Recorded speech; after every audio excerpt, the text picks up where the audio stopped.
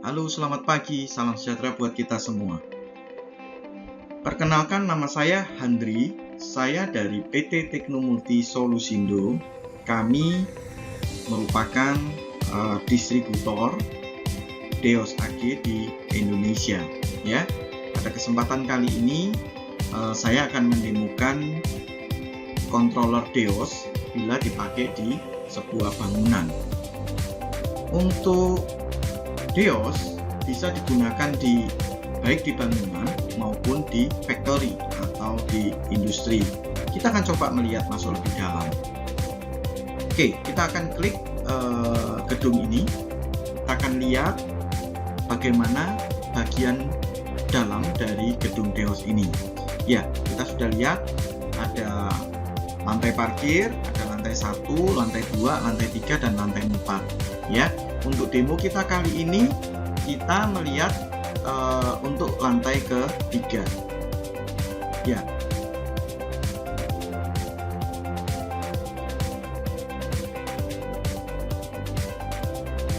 Oke. Kawan-kawan semua, kita bisa melihat untuk ruangan, ya. Deos mampu membuat denah dalam bentuk 3 dimensi maupun dalam bentuk 2 dimensi.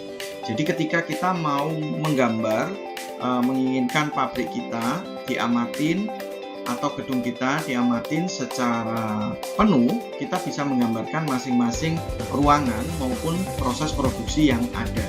Ya, kita akan lihat masuk contoh berikut ini. Masing-masing ruangan bisa dikontrol, ya. Ini untuk kontrol suhunya, terus kemudian setting point-nya kita bisa turunkan, bisa naikkan begitu. Ini kebetulan masih off view ya. Terus kemudian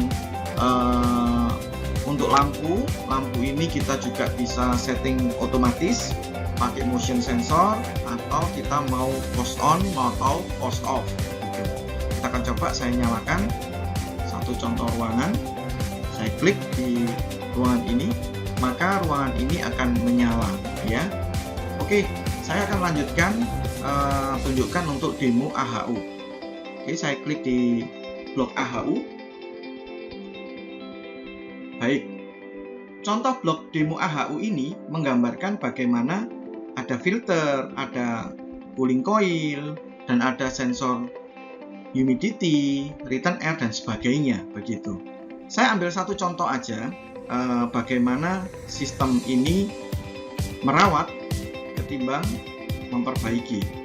Saya kasih analogi begini. Bila ada filter yang buntu, tentunya temperatur dari udara tidak dingin. Tapi kadang-kadang kita tidak merasakan secara langsung pada saat filter itu mulai buntu. Nah, ketika tidak dingin, sebenarnya filter itu buntunya sudah parah, ya. Kalau kita amatin bahwa ini dipasang ada sensor pressure gitu ya, tentunya ada delta pressure gitu ya, thresholdnya berapa, katakanlah nilainya X begitu.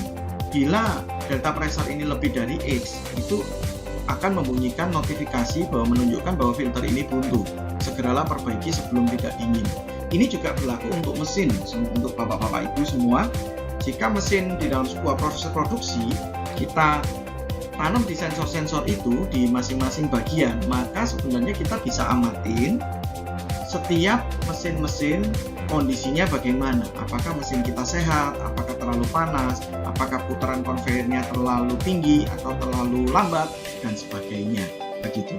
Saya akan lanjutkan ke demo selanjutnya. Saya akan klik next begitu. Kita tunggu tampilannya. Ya, di sini ada ditunjukkan ya sistem sequencing dari 3 buah chiller begitu ya. Ada chiller 1, chiller 2, chiller 3 ya. Ini berjalan secara otomatis ketika suhu di dalam ruangan kurang dingin, maka chiller berikutnya akan dinyalakan secara otomatis dan dimatikan secara otomatis. Tentunya agar untuk merawat atau memperpanjang usia dari masing-masing chiller, harus diketahui berapa running hour dari masing-masing chiller pada saat menyalakan chiller atau mematikan chiller secara otomatis.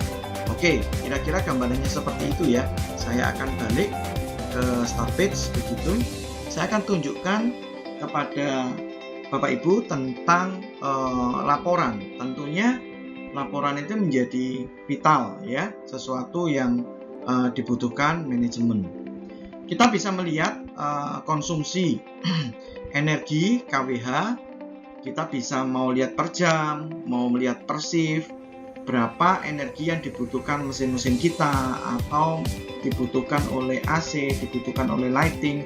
Itu bisa didesain buat perusahaan Bapak Ibu semua begitu.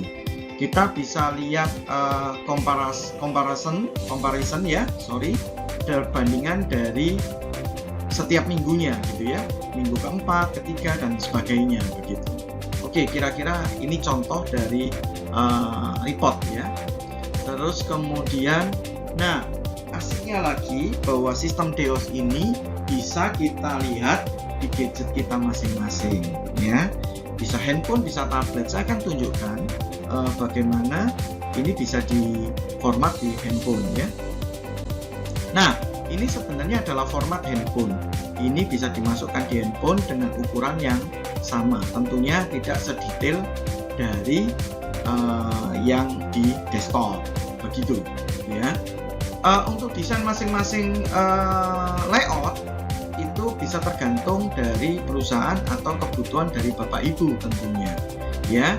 Terus kemudian kita mau lihat tren untuk daily trend temperatur, kita akan lihat ya.